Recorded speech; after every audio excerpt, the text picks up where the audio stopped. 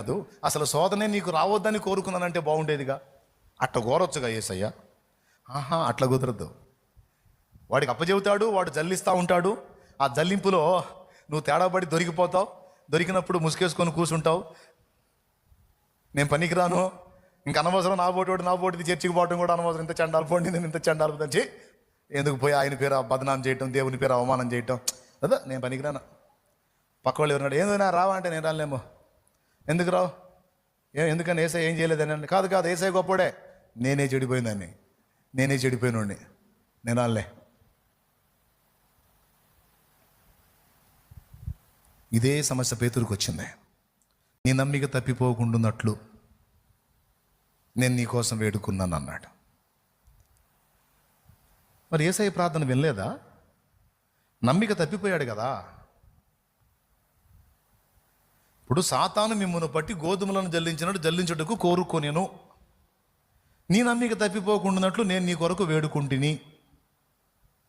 అంటే అందరూ పారిపోయినా సీమోను పారిపోకూడదు, అందరు అపనమ్మకస్తులైనా సీమోను నమ్మకంగా ఉండాలి. కానీ అందరి సంగతి ఏమో కానీ ఇతనే తేడా.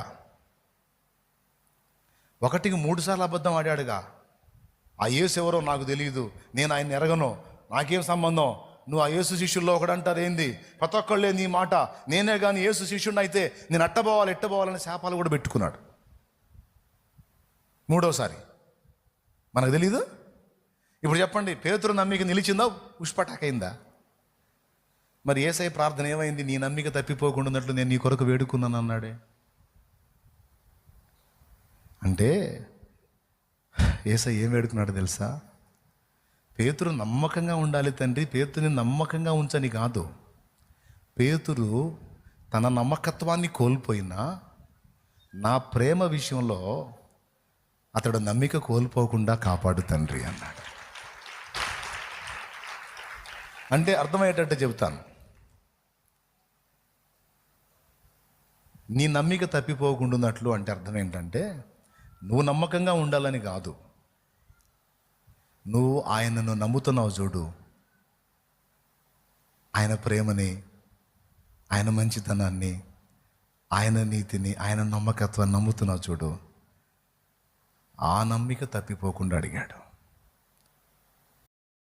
నమ్మదగింది ఆయన, మనమా? మరి ఆయన నమ్మదగిన వాడని నమ్మకం నీకు కలగాలన్నా కూడా, ఆ స్థిరత్వం నీకు రావాలన్నా కూడా ఆయన శక్తే కావాలి.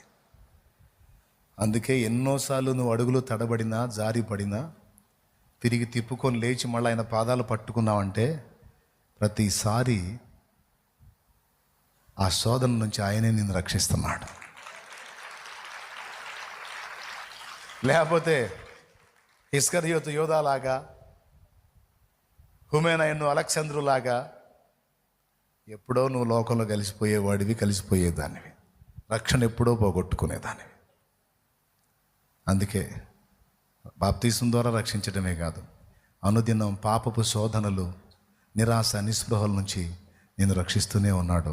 ఫైనల్గా ఈ బాడీని చేంజ్ చేసి కంప్లీట్గా రక్షిస్తాడు. కాబట్టి ప్రజెంటు మీకు దేవుడు అనుగ్రహించిన రక్షణ భయముతో, వణుకుతో కొనసాగించుకోండి. మీరు ఒకవేళ బలహీనలు అయి ఉండొచ్చు, కానీ దేవుడు బలహీనుడు కాదు. మీరు ఓడిపోతూ ఉండొచ్చు, కానీ దేవుడు ఓడిపోడు. కాబట్టి ఆయనను బట్టి ధైర్యం తెచ్చుకోండి, ఆయనను బట్టి అడుగులు ముందుకు వేయండి, ఆయనను బట్టి బ్రతకాలనుకోండి. ఏ మనుషుని బట్టో, ఏ పరిస్థితిని బట్టో చావాలని ఎదురు చూడకండి. కృప మనందరికీ తోడై ఉండును గాక.